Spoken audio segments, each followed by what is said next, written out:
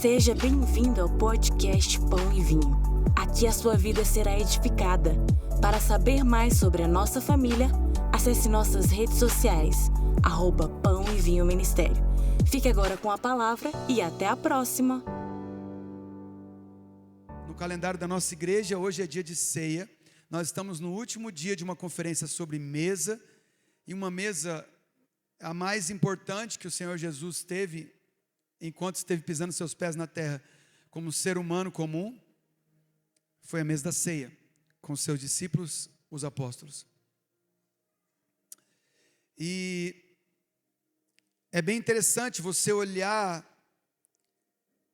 o que a ceia representa efetivamente. Que tipo de anúncio é feito na ceia do Senhor com os seus discípulos.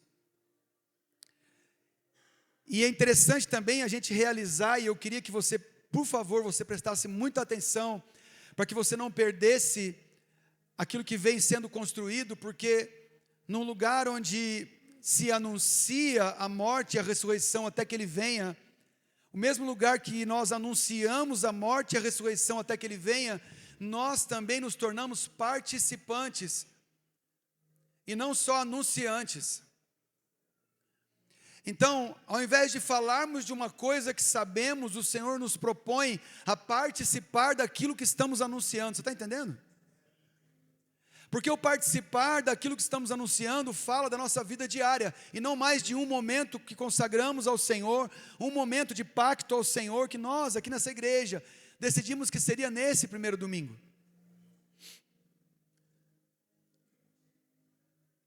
Mas você pode cear todos os dias na sua casa. Só que ceiar todos os dias na sua casa, como a Heidi Baker faz, que se ela puder, ela ceia mais, eu ouvi uma ministração dela, se ela puder, ela ceia mais de uma vez por dia. Apenas uma ceia com um anúncio, sem a participação na sua vida, torna isso aqui um ritual como vários outros rituais que nós conhecemos. E isso inviabiliza, isso cancela, isso tira da linha de Deus o que isso aqui representa. Porque isso aqui precisa ser representado pela minha e pela sua vida no dia a dia. Porque nós estamos falando esse ano quase que 100% das vezes sobre como o Evangelho se aplica na nossa vida diária. Vocês percebem isso? Vocês estão, os membros dessa igreja que estão aqui nos cultos ordinários, nos cultos comuns, quanto nós falamos do como a Bíblia precisa, é necessário, é uma obrigação, eu ser machucado, ser ferido por uma palavra, rasgado no meio, ser tocado pelo Senhor, meu coração pular para fora, para Ele pegar esse coração, escrever o que tem que ser escrito, colocar de volta, sarar e vai. O quanto que é necessário eu me abrir o suficiente para ser tocado pela palavra, para transtornar o meu entendimento para a vida diária. Porque senão eu permaneço do mesmo jeito, ou quando eu saio daqui, as pessoas que eu encontro, os assuntos que eu tenho, os meus relacionamentos me levam de volta para um lugar onde eu havia saído.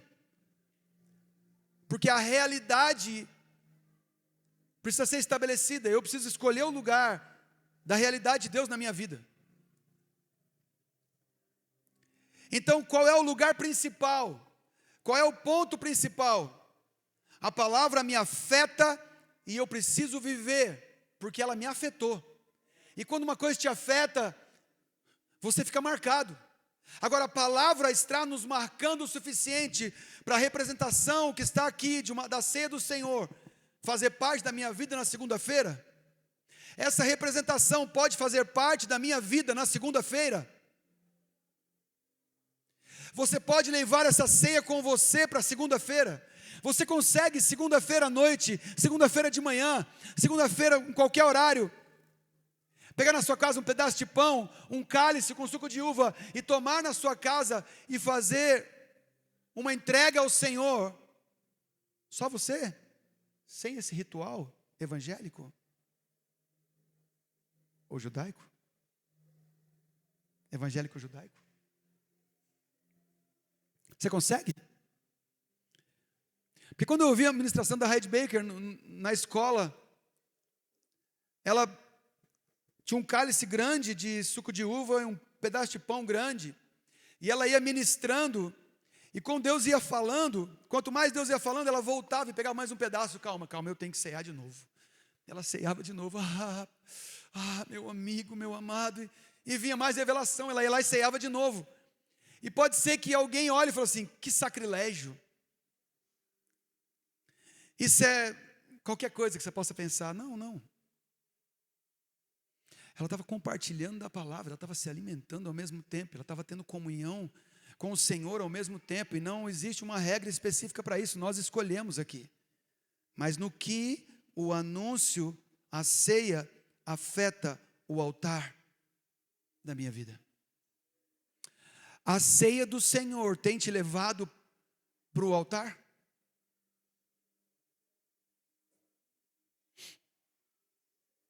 Abra comigo em 1 Coríntios capítulo 10. 1 Coríntios capítulo 10.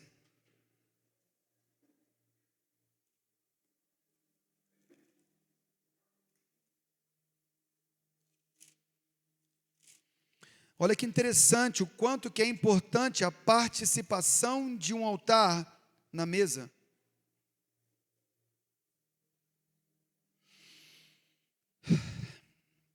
Primeira Coríntios, capítulo 10, eu vou ler a partir do verso 14, mas 16 a 21 é a ênfase. 1 Coríntios, capítulo 10, verso 14. Portanto, meus amados, fugi da idolatria, falo como a criteriosos, julgai vós mesmos o que digo. Porventura o cálice da bênção que abençoamos não é a comunhão do sangue de Cristo? O pão que partimos não é a comunhão do corpo de Cristo? Olha a seriedade que esse ato representa. 17, porque nós, embora muitos, somos unicamente um pão, um só corpo, porque todos participamos do único pão. Considerai o Israel segundo a carne. Não é certo que aqueles que se alimentam dos sacrifícios são participantes do altar? Aqueles que se alimentam do sacrifício do altar são participantes desse altar? Então não se engane, quando você pegar esse pão, quando você pegar esse cálice, e quem é dessa casa sabe, nós educamos as nossas crianças servindo ceia para elas, mas só que nós educamos elas, com elas é uma simbologia, uma educação, uma pedagogia. O João, o líder da gangue dos Enzos, quem conhece? Ele e Natanael estão na concorrência, quem lidera a maior gangue aqui na igreja. Eu estou na sala aqui, na salinha aqui, sentado, e ele chegou e falou assim: o senhor sabe que o senhor está me devendo um bombom, né? Não, eu vou botar o óculos, que eu quero ficar mais sério. Cadê os pais desse menino? Estão aqui? É bem ali, ó. Você acredita, Ludmila, que ele entra na sala e fala assim: o senhor sabe que o senhor está me devendo um bombom, né? Eu falei: moço, eu não sei não, de quando é isso? Ele falou assim: de quando eu era pequenininho. Aí eu falei: sério? Ele falou assim: o senhor está fazendo o quê? Eu falei: estou dando uma lidinha na minha palavra. Ele: é de Deus? Eu falei: é de Deus. Ele falou assim: então deixa eu pegar a sua Bíblia aqui. Aí ele pegou minha Bíblia. Ele botou a Bíblia aqui no meio das pernas, abriu, marcou minha Bíblia e falou assim: dá uma lida. Quem estava comigo? A Gel estava comigo para testemunhar. A Gel do Lucas. Lê aqui no 9 aqui, ó, e vê se é Deus falando mesmo. Tá de onda?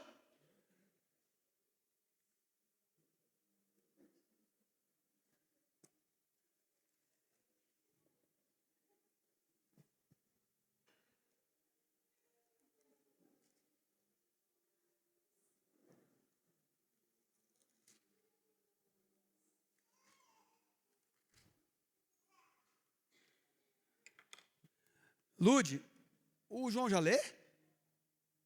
Não? O nascimento e o reino do príncipe da paz, Isaías capítulo 9, ele marcou na minha Bíblia. Porque um menino nos nasceu e um filho se nos deu. O governo está sob seus ombros e o seu nome será maravilhoso Conselheiro, Deus forte, Pai da eternidade e Príncipe da paz. Escuta aqui.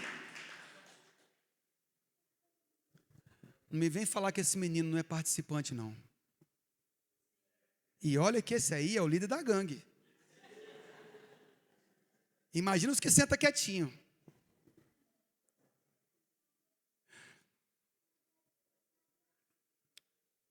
Não se iluda. Quando você entra num lugar, nesse lugar, para a sua vida, você se torna participante. Esse texto que está aqui, em 1 Coríntios, ele é muito revelador. Eu vou só continuar lendo ele para terminar aqui essa explanação aqui, para você entender o quanto é importante você se posicionar como participante. Versículo 19. Que digo, pois? Que o sacrificado ao ídolo é alguma coisa? Ou que o próprio ídolo tem algum valor? Antes digo que as coisas que eles sacrificam é a demônios que as sacrificam e não a Deus. E eu não quero que vos torneis associados aos demônios.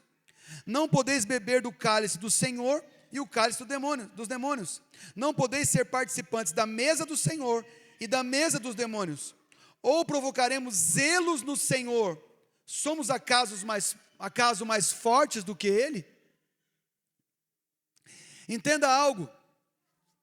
O Senhor considera as minhas ações, o Senhor considera naquilo que eu me consagro. Mas a minha vida, ela precisa ser a vida de um participante daquilo que eu me consagro. Minha vida precisa ser a vida de um participante da mesa. Do que eu me alimento, a minha vida expressa. Do que você se alimenta, a sua vida se expressa. E você querendo ou não, você é um participante. Se você sentou à mesa, você é um participante, a sua vida vai expressar de um jeito ou de outro. Sabe qual é o problema? Ou de Deus ou de demônios? Qual é a sua mesa? Porque o que ele está perguntando aqui é o seguinte: eu posso fazer as duas coisas? E ele diz: você está ficando maluco? Quer provocar zelo em Deus? Quer que Deus haja segundo o zelo dele? Ou seja, você é meu. Sua vida é minha.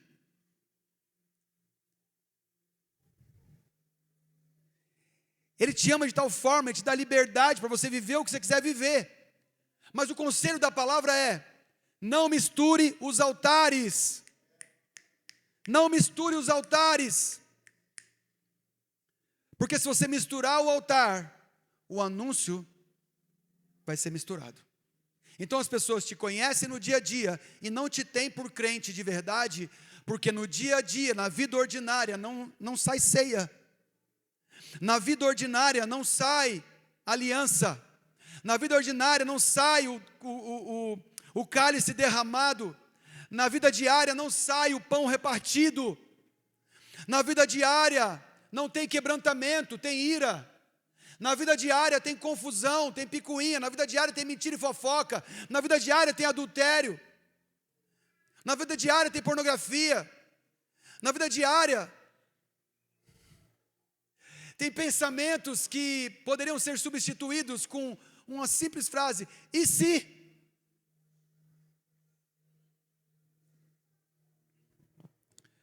A Luísa ontem foi para um casamento. E a gente estava aqui na conferência, então ela pegou um carro nosso e foi para o casamento sozinha, numa chácara aqui perto. Só que é a minha filha. Ai, pastor, mas a Luísa mora a 12 mil quilômetros do senhor. Se acontecer alguma coisa com ela onde ela mora, o senhor não tem condição de ir lá resolver. Então, por isso que eu confio em Deus. Só que quanto mais o filho está perto da gente, mais a gente fica preocupado. Tipo assim: pai, eu moro nos Estados Unidos, se eu quiser ir em qualquer lugar amanhã, estando lá, você não vai nem ficar sabendo. Eu falei: eu sei, mas agora você está aqui na minha casa, eu estou sabendo onde você vai, então eu me preocupo. Não, ela nunca falou essa frase. Eu estou dando só o exemplo. Que ela falou assim: eu nunca falei isso.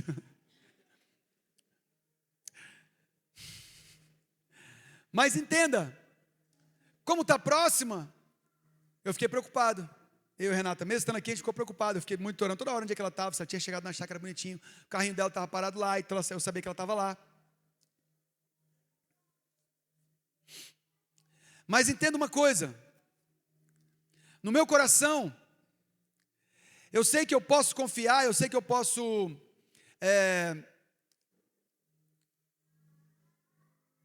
pensar coisas boas sobre o que vai acontecer com ela, por causa de uma simples condição.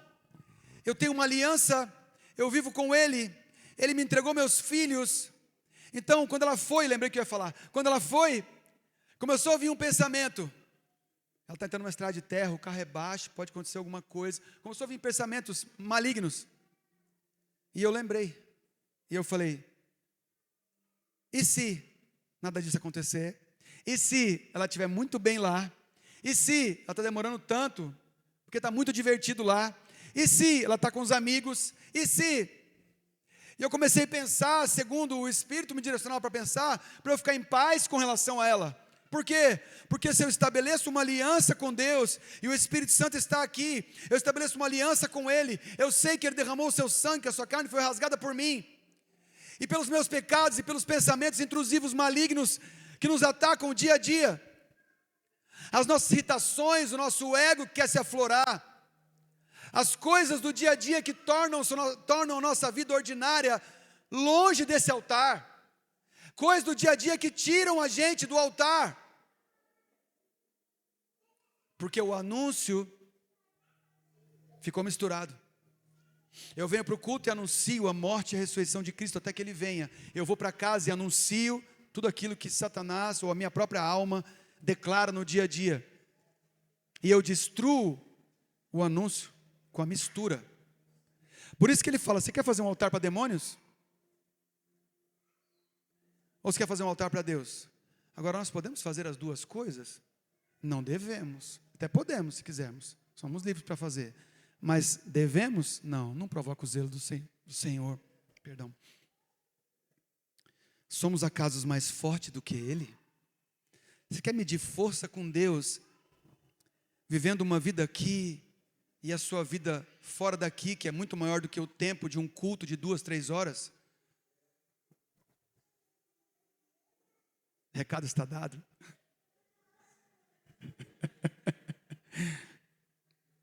Ei, o Senhor tem muita coisa para fazer na minha vida e na tua vida, e Ele conta com a minha vontade de viver aquilo que Ele me propôs para viver. Se eu considero o que eu consagro aqui, se eu considero essa mesa, porque simplesmente o apóstolo Paulo está falando aos Coríntios, ele está dizendo, você considera isso, nós somos muitos, mas unicamente um pão, um corpo, porque todos somos participantes desse corpo. Então eu sendo participante não me tem saída, eu não tenho escolha. Se você se fez participante do corpo, parou. Precisamos tomar direções que simbolizam que eu parei de caminhar segundo outra direção, e eu decidi caminhar na direção que o corpo anda. E eu ando nele, e eu ando com ele, eu caminho nele. Eu preciso da voz do Espírito amanhã de manhã. Eu preciso da voz do Espírito quando sair aqui. Tem uma história que eu conto, antigona, começo do meu casamento com a Renata. A gente tinha começado a construir uma casa. E olha que interessante, começamos a construir uma casa. E a casa a parte de baixo estava toda construída, mas a gente morava na área de serviço, num quartinho, tinha um banheiro, um quartinho, e o lugar onde era um depósito era nosso closet. E a área de serviço mesmo, com a máquina de lavar, não sei o que, a gente só tinha aquela parte ali para viver ali mesmo. Só que tinha um tapetinho, o chão era muito encerado, o Renato sempre foi cuidadoso, o chão era muito encerado, mas era numa chácara. Então, você chegava numa chácara, mas chegava dentro da casa e o chão estava encerado. E tinha um tapetinho lá, que se você olhasse para ele, você escorregava. Sabe aquele tapete que fica no chão? E nós voltamos de um culto abençoado, cheio do poder de Deus, tudo mais. A gente voltou de um culto, quando a gente chegou em casa, eu pisei naquele tapetinho. Pisei nele. Os dentes travaram, olha que pisou. Chup. Eu comecei a amaldiçoar o tapete, o chão, a casa, os talheres, tudo. Renata ficou chateada e veio conversar comigo. E nós começamos a discutir. E brigamos mesmo. Acabamos de sair do culto e brigamos. Briga feia, né? Você não lembra não, né, amor? Lembra? Lembro muito bem. Poxa, amor, a gente podia ter combinado. Você falou assim, não lembro, acho que foi tão tranquilo aquele dia.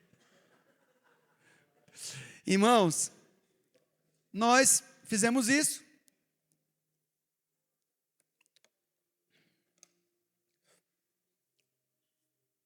Aí passamos mais uma meia hora enquanto toma banho, se arruma, escova o dente. Quando o casal briga que um está no banheiro e o banheiro era pequeno, né? Aí eu fiquei na porta assim. Ela, quer entrar? Eu falei, não, esperar você sair. Dá licença. Renata, eu chamo ela de Nana, né? Renata, eu vou entrar daqui a pouco, pode entrar. Tá bom, Flávio. Aí foi, os dois se cruzando na casa, sem olhar um para o outro, chamando um pelo primeiro nome assim, completo. E deitamos para dormir. Quando nós deitamos, nós fizemos o xizinho de Satanás, né? O homem virado para lá, a mulher virada para cá. Encostamos as duas costas, não encostamos, né? Ficamos só na posição. Não queria encostar nessa mulher de jeito nenhum. A raiva que eu estava. Olha lá. Lembrou, se entregou. Ei, eu sei que eu deitei e fechei meus olhos. Deu poucos minutinhos assim, nós estávamos deitados. Eu dou uma viradinha, saio da posição do X e dou uma viradinha para cima e olho o teto. Quando eu olho o teto, o Senhor abre o teto como se fosse um telão. E eu começo a ver um vídeo. E nesse vídeo está eu e a Renata na área de serviço brigando. E os dois estão cobertos de pelo assim, ó. Parecendo aqueles gorilas de zoológico, cobertos de pelo. Mais do que isso, a gente parecia pé grande, sabe aquelas fotos do pé grande? Que tem mais um corpo de um homem assim, mas tem aquele pelão grande. Aquele monte de pelo. E a gente brigava, um falando com o outro, e saía uma gosma da minha boca, meio verde, meio esquisita, podre, e batia nela.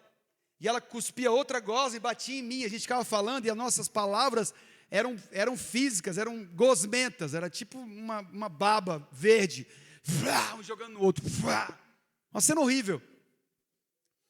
E aí o Espírito Santo dá um zoom, e eu vou chegando perto da pele. Quando eu chego perto da minha pele, da pele dela, não eram pelos, eram aqueles cabelinhos das taturanas, eram os bichos, eles estavam comendo a gente. Abre a pele e mostra os bichos comendo a nossa carne. A gente estava todo envolvido com microbichos desse tamanho assim, ó, envolvido a gente inteiro, só tinha olho, nariz e boca, o resto era tudo coberto. E esses bichos estavam comendo a gente. E eu, irmãos, talvez tenha sido o maior susto que a Renata levou na vida, que eu dou muito susto nela, querendo ou sem querer, mas talvez tenha sido o maior susto que ela teve na vida. Que do jeito que eu estava, aquele silêncio total, eu, não vai ficar assim, Satanás! Você vai ser destruído! Você vai morrer, você vai ser destruído nessa casa. Você não tem mais poder nessa casa. Renata, acorda. Ela, o que foi, amor? Demônio. Eu falei, o Satanás mostrou isso. Oh, Deus mostrou isso. Satanás está fazendo isso. E ela, meu Deus, é isso. Levantamos os dois na cama.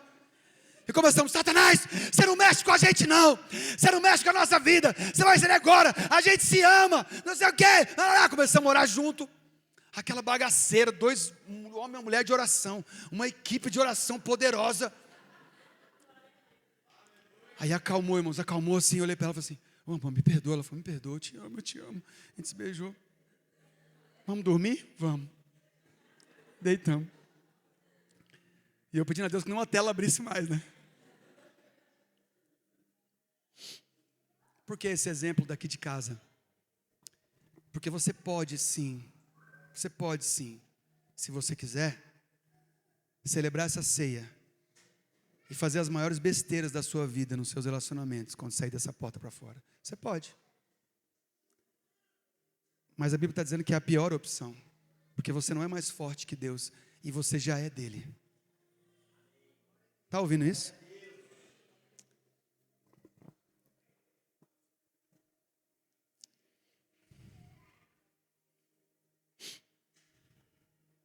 A ceia é o anúncio.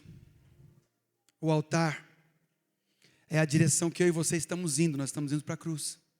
O altar é a cruz. Pastores são terríveis. Pastores colocam... Nossa, vai cortar esse negócio. Pastores são terríveis. Acabou, né? Pastores são terríveis. Eles cuidam das suas ovelhas. Tratam as suas ovelhas. Dão o melhor alimento possível para levar e direcionar as suas ovelhas ao matadouro. Porque se eu for um bom pastor na terra, eu vou estar te direcionando para a cruz. Eu vou estar te direcionando para um lugar de morte, para o altar. E a representação num altar, a consagração de um altar, envolve sangue, sempre. Por isso que o Senhor Jesus fala que esse é o meu sangue que é derramado por vós. A gente estava aqui na conferência e algumas pessoas tiveram a visão do cálice sendo derramado numa mesa aqui. Pessoas tiveram visão de uma mesa descendo aqui no meio da igreja. Não tinha essa parte aqui, uma mesa descendo no meio da igreja. Vocês estão embaixo ou em cima da mesa? Decidam aí, mas a mesa está bem aqui, ó. Uma mesa gigante aqui, pessoas se achegando à mesa. Tivemos visão de tantas coisas aqui nesses dias, Deus trazendo, a gente pediu para as pessoas anotarem. Por quê? Porque é necessário que você guarde as palavras que Deus está te dando. Hoje nós chegamos aqui, eu e o Gui chegamos aqui, 9 e pouquinho, né? Para a ministração que tinha aqui. E depois de todo o tempo de adoração, eu fui fazer a abertura. Nós ficamos um tempo aqui, eles já estavam adorando, e eu fui fazer a abertura, e eu usei um texto bíblico e uma palavra. E o João Paulo já tinha recebido de manhã essa palavra, esse texto bíblico, e confortando meu coração, de manhã, porque nós estamos treinando para que o Senhor fale conosco, não só aqui, através de um pregador nesse lugar, mas que o Senhor fale com você durante a semana, porque isso aqui precisa ser revelado durante a semana.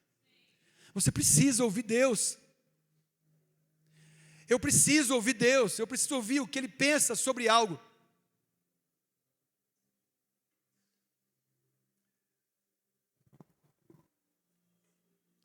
Êxodo capítulo 24, Moisés faz a aspersão do sangue sobre o povo, e ele declara assim: eis aqui o sangue da aliança que o Senhor fez convosco. Quando Jesus fala que o sangue dele era o sangue da nova aliança, ele não estava quebrando nada, ele estava trazendo uma referência do que significa um Deus que faz uma aliança com o seu povo, e qual é o nível dessa aliança. Eu não deixo mais vocês, agora eu ando com vocês, e vocês andam comigo, a ponto de Moisés fala: não, Senhor, não desça, nós não vamos descer sozinhos desse lugar, se o Senhor não for conosco, nós não vamos nos mover. Um povo que resolve andar debaixo da nuvem, um povo que resolve andar debaixo do braço forte, das asas de Deus, um povo que resolve andar sob a proteção de Deus. Mas como andar sob a proteção de alguém e não obedecer esse alguém? Me explica. Você sai e vai num lugar que você não conhece, um parque nacional desses, cheio de perigos. Você sai com um guia, e o guia fala: não passe pelo rio de água azul, só passe pelo rio de água verde. E você fala: não, tudo bem, e você vai para o rio de água azul.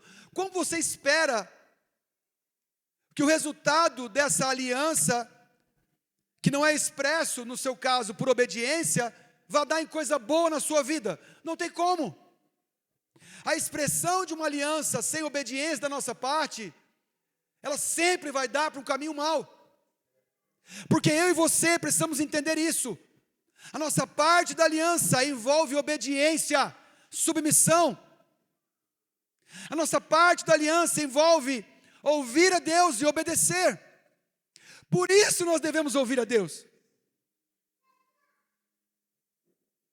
Então, quando Deus nos chama para começar a interceder por uma cidade, nós não somos bobos, nós sabemos o tipo de guerra que nós estamos entrando. Então agora ficou mais estreito, agora ficou mais difícil. E eu não quero declarar isso, ficou mais difícil porque vai ficar mais difícil. É porque eu prefiro estar em paz do que em guerra. Mas eu quero estar com o Senhor. Porque às vezes paz sem o Senhor é guerra. Porque a Bíblia diz que o Deus de paz esmagará Satanás debaixo dos nossos pés. Então, se eu estou com Ele, com o Senhor da guerra, então eu tenho paz com Ele, porque o Deus de paz tem paz comigo, mas esmaga Satanás debaixo dos meus pés. Não adianta nós queremos caminhar de outra forma. Se nós nos propomos a ser chamados cristãos e a caminhar nesse lugar, eu preciso reconhecer o que Ele ministra sobre mim na ceia. O seu sangue foi derramado. O reino é expresso por tantas coisas, mas eu gosto muito da expressão da moeda que foi perdida. Eu gosto muito da expressão do garoto que saiu da casa do pai, do filho pródigo, que se perdeu pelas suas decisões. Eu gosto muito da expressão da ovelha perdida, porque a ovelha, ela sai e se distrai. A moeda, alguém perde ela, mas o filho pródigo decide sair. A ovelha, o pai bota aquela mulher para buscar. A moeda. A ovelha, o pai bota o pastor para ir buscar. Jesus vai atrás das suas ovelhas. O Senhor coloca pessoas para nos encontrar. Mas o filho que saiu da casa do pai por vontade própria, tem que ser ministrado lá onde ele está, e pegar os seus 2 pezinhos, e voltar. E o pai está esperando ele. E eu falei: Senhor, o que esse filho tem? Por que o Senhor não pegou os seus carros, cavaleiros, os seus funcionários, e saiu atrás do seu filho? E o Espírito Santo falou assim: porque ele não saiu sem nada. Ele saiu com a parte minha com ele. Ele saiu com a minha herança.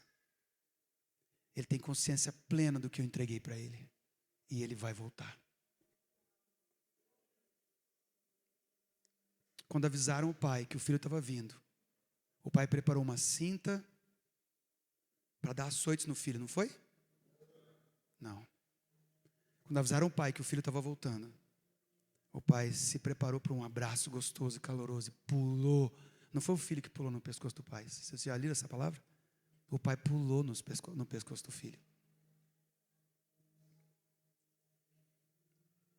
E restituiu um lugar perdido. Porque ele não era qualquer pessoa. Ele era alguém que desperdiçou uma herança. Ah, mas ele desperdiçou, deixasse ele lá. Não, ele desperdiçou a minha herança. Que ele resolveu voltar. Não sei se você está compreendendo o que eu estou querendo dizer. Mas a mesa do Senhor tem lugar para todos. Mas quem são os todos? Quem são os todos? Lá em Lucas 22, Jesus prepara com antecedência uma mesa. Ele pede para os seus discípulos prepararem a ceia, porque era a festa da Páscoa. Eram os pães asmos, os pães sem fermento. Pedro e João saem para preparar, acham um lugar, falam uma frase que o Senhor pediu para falar, o lugar está separado. E ali, eles encontram uma mesa intencional de Jesus. Jesus poderia ter feito de qualquer jeito, mas ele foi intencional naquela mesa. Ele tinha pessoas naquela mesa amáveis, ele tinha pessoas não tanto, ele tinha pessoas com personalidade e identidades pessoais diferentes. Ele tinha até gente que estava pensando em traí-lo. E ainda assim, ele ministrou para todos na esperança de uma revelação que ele recebeu do Pai. aquele que decidiu trair, fez o que tinha que ser feito, mas não saiu do lugar do amor do Pai. Você compreende que naquela mesa todos receberam do amor do Pai através de Jesus? Mesmo Judas, que estava pensando em trair, e o traiu? Você entende que o Senhor Jesus serviu ceia para todo mundo? Ele não tirou Judas da mesa? Você entende no texto bíblico que Judas saiu depois da ceia? Só quem tira a gente da ceia é gente. Só quem tira a gente do lugar da ceia aqui é alguém que está te julgando e quer controlar a sua vida. Você não consegue controlar a vida de ninguém, e ninguém consegue controlar a sua vida. Porque nós não fomos feitos para sermos controlados. Nós somos feitos para sermos amados. E o amor não nos controla, o amor nos dirige.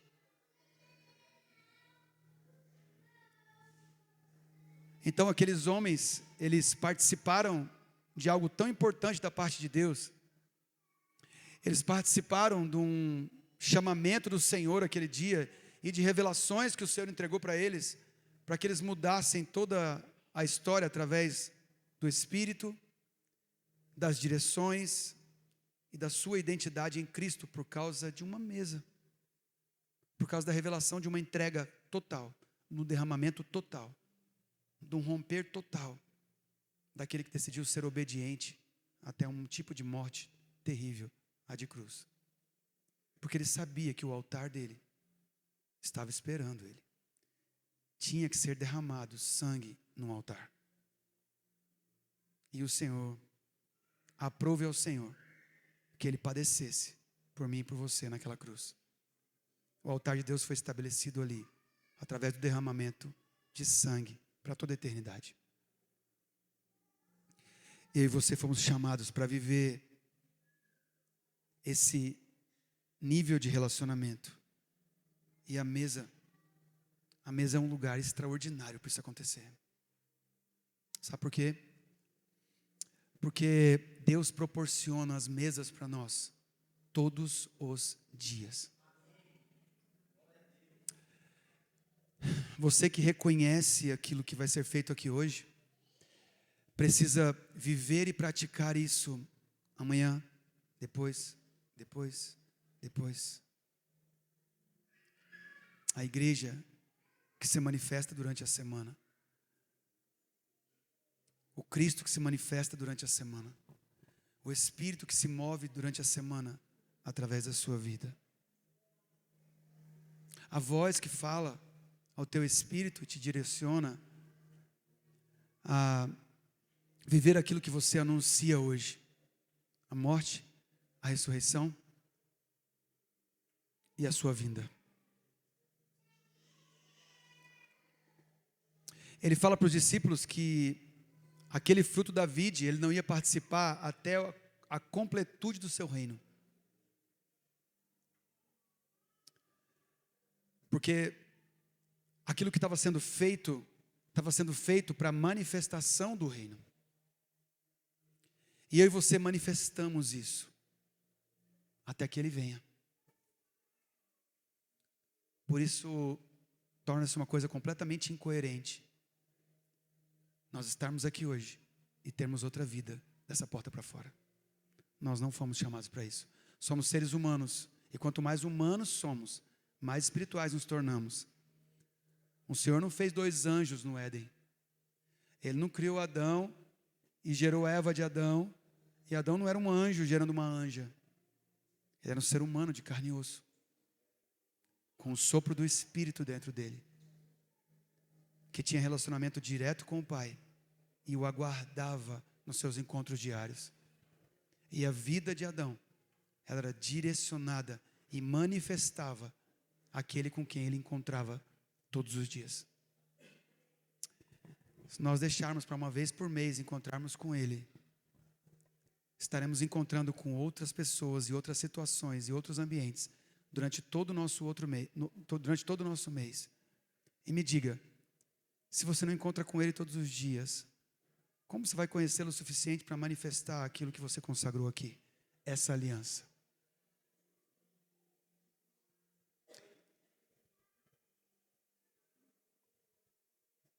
A responsabilidade da ceia não está em você ser pecador ou não ser pecador. Desculpa se você não crê dessa forma, mas Paulo fala, se autodenomina o maior dos pecadores, quem não consegue fazer o que queria fazer. O que eu quero fazer eu não consigo, o que eu não quero eu acabo fazendo. Maldito corpo dessa morte. Passo lutas terríveis, sou um ser humano. E Paulo ministra a ceia